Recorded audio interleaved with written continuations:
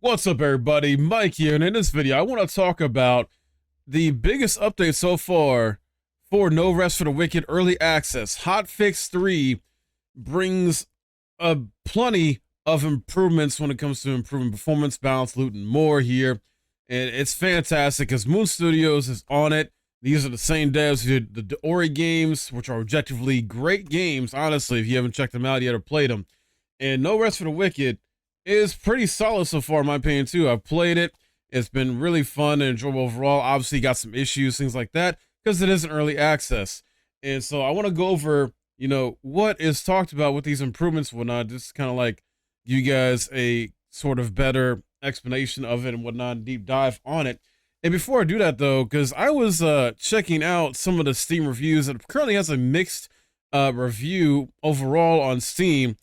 And I was trying to check out at least some of the, negative ones versus the positive ones. And like the negative ones, I'm seeing a consistent thing here though, where, and I don't mean like the trolls. I know some people do reviews on Steam that are just simply trolling and, they're not serious at all.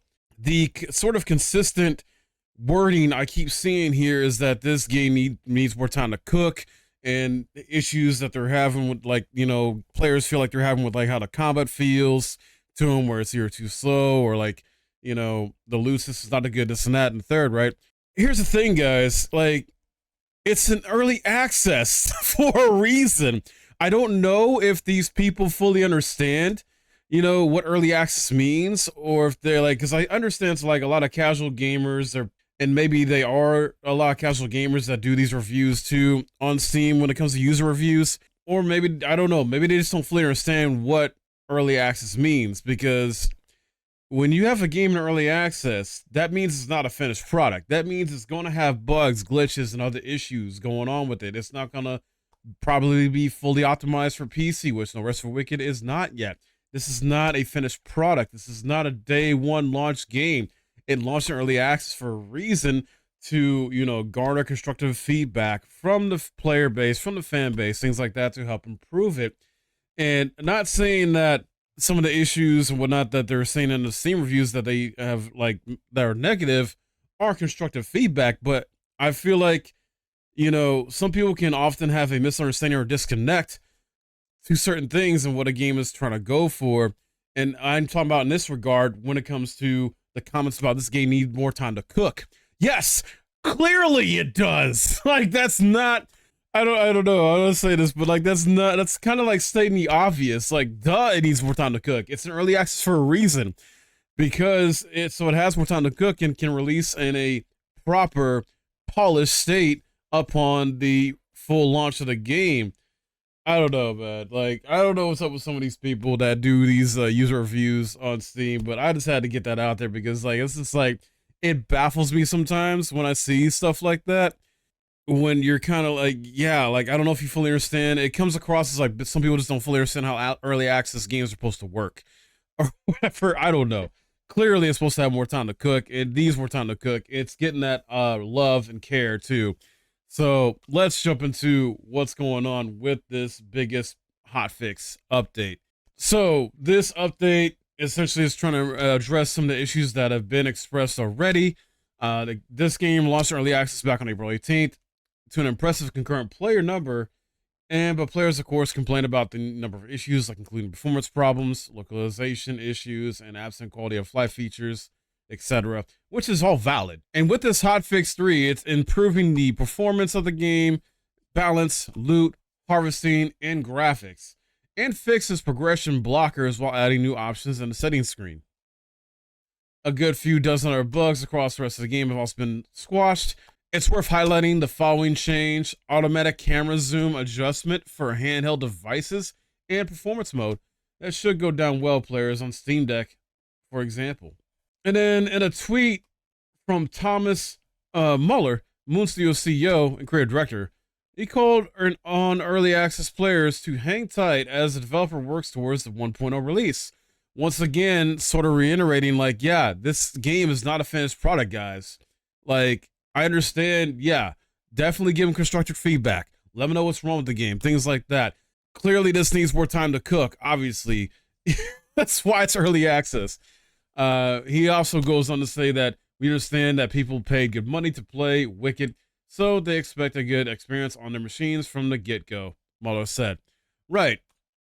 And maybe that's what, some of these comments and feelings that some people were having is coming from, is like, even though it's an early access game, they expect to have a good experience overall with, paying money for it and things like that. And that's fair, but at the same time, like, early access is kind of like a beta phase in a sense, where betas, yeah, are going to have issues. Early access versions of games are going to have some issues, guys. That's just the reality. It's not a finished, polished product. Not yet. And they've already released, a few optimization fixes. They've done, Hotfix 1, Hotfix 2 that's helped it out. This is Hotfix 3. And they got more changes, dramatic changes on the way too. So real quick, some other things I want to take note of here. They improved area streaming, making the game feel smoother while traversing across different areas. Dynamic resolution scaling is now less aggressive, maintain higher image quality. Improved calling for off-screen physics objects and characters. Fixed calling for bird animations, improved performance in levels. A lot of them. So additional shader optimizations for performance mode, things like that. You got under graphics additions, fixes adjusting brightness, contrast, all that. Fade to black now actually fully fades to black in HDR mode. You got some menu changes, settings, additions, and fixes. Balance changes, weapons parrying now consumes stamina. Shields parrying remains unchanged. Nerfed gain focus on focus use enchantment. Unarmed can now land hits while enemies are on the ground after performing a backstab as well. Loot changes adjusted dig spot rates, such as that clay drops more often. Reduce the number of hits needed for dig spots, ore veins, and trees. And the enemy changes improve behavior for Nif Screamer and Shackle Brute.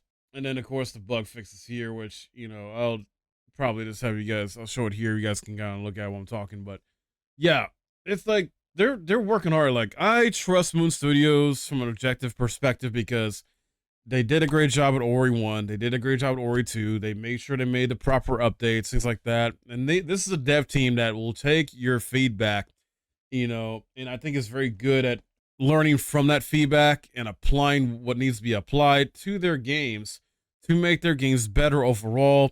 Everybody, is it still going to please everyone? No, that's impossible. You're never going to please everyone when it comes to your game. But if the majority of your player base, your audience is happy, then that's, I think you're in a good spot. That's the goal, I think, is to get the majority of people happy about your game and how it performs and how fun it is and things like that.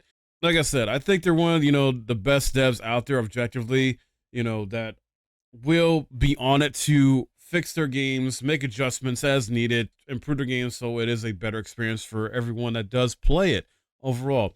Now, they promoted this originally as being a mix of like Diablo and Souls games, things like that. It's not so much Diablo to me, I feel like. It's definitely more of like Soulsy a bit in a sense, but also not at the same time.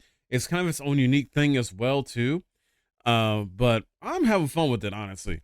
And I'm not blind to the issues either. Like, as I was having a little bit of issues when I first played it day one, it was stuttering, lagging a bit. It definitely needs some more optimization. But I was cool with it. Like, I understood.